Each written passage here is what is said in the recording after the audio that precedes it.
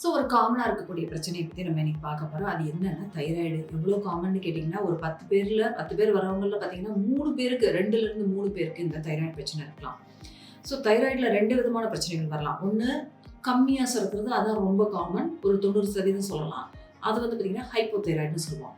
இன்னொன்று அதிகமாக சுரக்கிறது ஒரு 5%, 100 பேரில் ஒரு 5 பேருக்கு தான் வந்து அதிகமாக சுரக்கிற பிரச்சனை இருக்கும். அதுக்கு பேர் ஹைப்பர் தைராய்டுன்னு பேர்.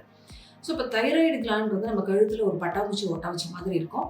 சில பேருக்கு அந்த கழுத்தில் அந்த கட்டி மாதிரி தெரியும். அதை பார்த்துட்டு பிறகு தான் அவங்களுக்கு வந்து தைராய்டு டெஸ்ட் வந்து நம்ம பண்ணி பார்க்குறப்ப அவங்களுக்கு அதிகமாகவோ குறைவாகவோ வந்து சுரக்கலாம்.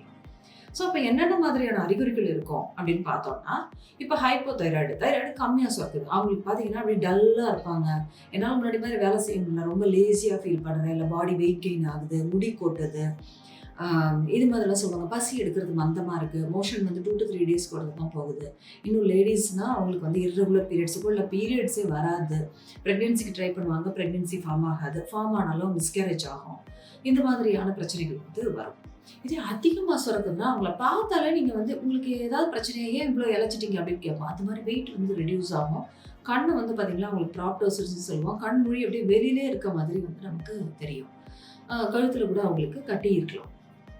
அவங்களுக்கு வந்து அதிகமாக பசிக்கும், படபடப்பு எப்போ இருந்துகிட்டே இருக்கும், அதிகமாக வேர்த்து கொட்டும், பார்த்திங்கன்னா வெயிட் நல்லா வந்து ரெடியூஸ் ஆகிருக்கும், பசி அதிகமாக இருக்கும், சாப்பிட்டா உடனே அவங்களுக்கு ஃப்ரீக்வெண்ட்டாக வந்து மோஷன் போகிற மாதிரி அந்த பிரச்சனைகள் இருக்கும். ஸோ இப்போ இதுக்கு என்ன வந்து ட்ரீட்மெண்ட்டு? ஸோ இப்போ இந்த டெஸ்ட்டுன்னு பார்த்தீங்கன்னா பிளட்டில் பார்த்தாலே நமக்கு தெரிஞ்சிடும். தைராய்டில் வந்து 3 டெஸ்ட்டு பார்ப்போம். தைராய்டு ஃபங்க்ஷன் டெஸ்ட்டில் தைராய்டினுடைய வேலைத்திறனில் 2 வந்து தைராய்டு சுரப்பிலேருந்து வரக்கூடிய ஹார்மோன்ஸு, 1 வந்து பிட்யூட்டிலேருந்து வரக்கூடிய தைராய்டு தூண்டக்கூடிய ஒரு ஹார்மோன். இது 3யும் தான் நம்ம தைராய்டு ஃபங்க்ஷன் டெஸ்ட்டில் பார்த்துட்டு அதை மொத்தமாக அதை பார்க்குறப்ப நமக்கு தெரியும் என்ன பிரச்சனை அப்படின்றது தெரியும். அதிகமாக குறைவான்னு தெரியும்.